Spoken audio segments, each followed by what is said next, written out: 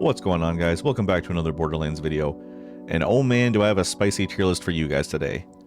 So there are 17 legendary assault rifles in the game right now, between 2 and 4 for each manufacturer except for Maliwan and Ripper. And I painstakingly farmed a level 50 version of each so I could bring you this video. And on top of that, if I got a bad roll on one of these guns, I kept going until I got a good one, so I could make this list as fair as possible. And look, these are just my opinions, no need to start a riot in the comments section, although this ain't my first tier list, I know what I'm getting myself into. And I did change out my gun enhancement for each manufacturer so I could get a good measure of what each gun can do. And I'm not just looking at the DPS of the gun, but how it could fit into a dedicated build so you can avoid the bad ones and farm the good ones. And yeah, you could take a C tier weapon, build around it to make it usable, but why wouldn't you just take an S or an A tier weapon and do the same? And I did probably use 11 or 12 of these as I was leveling up to 50, so I have a decent amount of use time with most of these. Not just a couple minutes of B-roll that you'll see in the background. Alright, enough yapping out of me, let's start with number 1.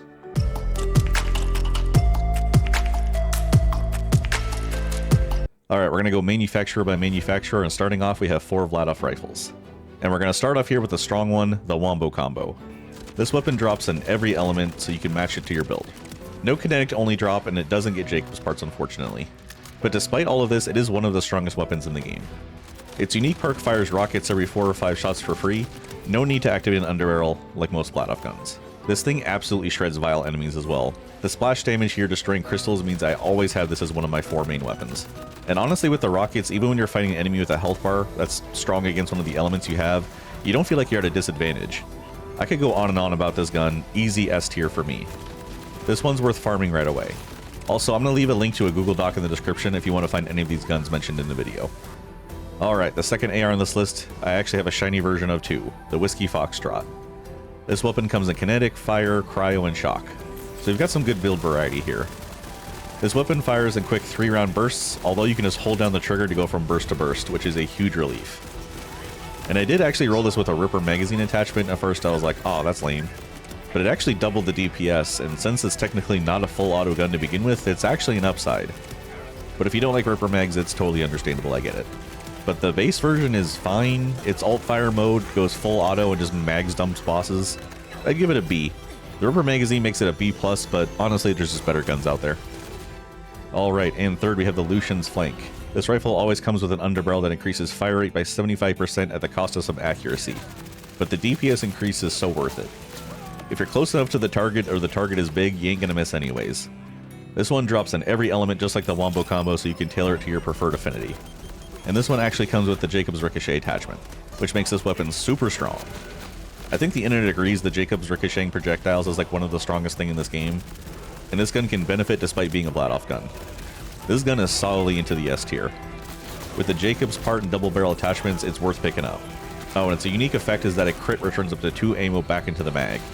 So if you're just critting and hitting your shots, this thing's magazine will take much longer to run out. And the fourth and final Vladof rifle on this list is the Game of Thrones gun, the Aegon's Dream. So this one also has the same double barrel like the Lucian's Flank, except this weapon starts on fire and the second barrel adds frost to it. So if you like frost fire, you know, every other shot it's pretty good. However, I think just sticking with Lucian's Flank if your preferred affinity is going to be better for the most part. Rather than one damage type being weak and one being strong, like imagine fighting an armored enemy where the cryo is putting in work but the fire is dealing half damage on every other shot. For that reason, I think it's an A, whereas Lucian's is an S. Still a fine gun, the double barrel Vladof part is one of the strongest in the game, but no Jakobs attachment on this one moves it down a tier. Alright, next up we have 3 Torgue weapons for those of you who like adding some explosions into the ARs. And the first one on this list is the Potato Thrower. So this is totally just a meme gun, right? Instead of bullets, it shoots explosive potatoes. Like, you know, sure, I guess, why not? But the low damage and very low magazine keep this gun in the lower tiers. Like, I know we can increase our explosive damage, but honestly, just find a better gun with Torgue impact rockets and it's going to do the same thing and more. This is in the C tier. If you want to mess around with potato build, by all means, but this thing is severely lacking. I will also like to mention that it comes in kinetic, cryo, shock, and radiation. Imagine killing the timekeeper with irradiated potatoes. The second Torgue weapon is thankfully better, the Cold Shoulder. So this one, as you expect, only comes in cryo.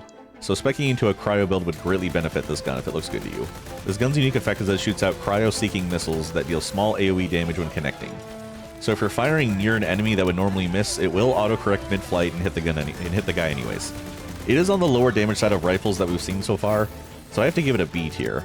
This weapon won't be just good with any elemental build, so you have to build around it.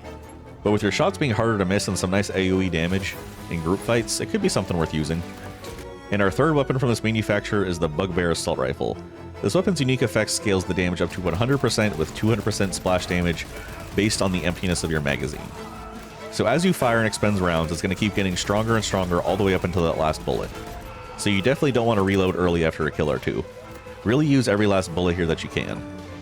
This, in my opinion, is one of the best Torgue rifles, earning its spot in A tier. Its starting DPS is quite low at an average of 2300, but once it gets going towards the end of the magazine, it gets a more respectable DPS. I think if they brought the damage per shot up on the front half just a little bit more, it could be an S tier weapon, but it's just not quite there yet. Alright, for you psychopaths that like throwing Tediore weapons, we got 2 on this list. I'm joking, but I don't really like the throwing mechanic instead of reloading. It's a gimmick that I'm not into, but, you know, I won't hold it against you guys. So the first one is the Divided Focus, which does have a Futurama quote on it, so automatic S tier. No, not really, but it's not bad. It can roll Jakobs, and it has a unique effect where the projectiles can bounce and pierce enemies, so if you miss, the bouncing part could stick to an enemy. I think the weapon's fine, it's nothing crazy like the other weapons so far, so I'd give it a B. Like, the bouncing projectiles doesn't seem like the strongest perk in my mind. I would have loved to see something that increases the damage more instead. Okay, I need to tell you a story about this next one, a true story actually. The first check I ever got was from Maurice's weekly vending machine, so I had 4 to pick from. And I'm sitting there like, well, this one has Merv homing rockets, this one has a bigger magazine and more accuracy. So I ended up buying the one with the second highest DPS, but with better assault rifle stats. And wouldn't you know it, you just chuck the weapon. You don't fire it, you don't reload it. So I said, oh, what the hell is this shit? Look, I'm aware that the Rafa explosive build, and it's quite strong, but as an assault rifle, it's getting a D from me. Look, if it was a shotgun or a sniper, those Rafa enjoyers wouldn't have to change a thing about their build. Can this weapon be usable? Sure, of course it can. But it's an assault rifle in name only, guys. Alright, moving on, we have 2 order weapons. The first of which is the Goalkeeper, and wait, does that say 12,000 DPS? What the hell? Yeah, so this gun does insane damage and is the highest DPS that I've seen on this list. It behaves like a normal order gun where you can rapid fire shots in semi-auto or hold down to do the charge shot. But this gun's unique effect is with the gun shield. When it breaks, it deals 50% more gun damage for the next 15 seconds. Like, what even is this gun? 18,000 DPS when the shield breaks, which honestly isn't that hard. It happened 2 or 3 times during this Ripper Drill site when I was recording, just for the B-roll. Easy S tier, S plus maybe. If you like order guns, this one's for you. But hold on, there's a second order AR we need to cover, and that is the GMR. This gun also has a nice high DPS stat, but it doesn't have the charge effect that most order guns have. So if you prefer full auto, then this order gun may suit you better. So this gun has a unique effect that makes it feel like a hybrid weapon. When you ADS, you get a 100% damage increase at the cost of your fire rate being cut in half. And honestly, it makes the gun feel like a sniper when it's dealing double damage. I honestly think this is also an S tier. Just hit fire when you need max fire rate, and pick your targets when zoomed in and get those crits. Like, order came to play with these 2 guns. Not to be outdone, we have 2 Jakobs rifles that I'm sure everyone's looking forward to. First up is the Rowans Charge. This weapon always drops with Torgue stickies, which in my opinion is a huge downside, because its legendary effect grants 20% crit chance and refunds ammo on crits. But on stickies, I'd prefer this gun to fire normal bullets. Like, you need to reload to make the Torgue stickies go off, but then you're also refunding ammo on crits? I don't know. Now, there's nothing inherently wrong with Torgue stickies, I prefer the impact rockets myself, but this gun just isn't doing it for me. I can't really see the bigger picture, so it's going in the C tier for me.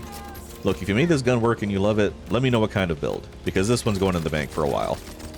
Thankfully, the second Jakobs rifle is a more traditional one. The Bonnie and Clyde is a crit weapon that you want to use. On kill, it grants 100% more damage to its alt fire mode and refills the mag. So you want to kill, switch to its alt fire, kill again, switch back, and just keep juggling it like that. Unlike this background footage you're seeing now. I honestly forgot to switch until this point, and I've used this gun a lot, so my bad, guys.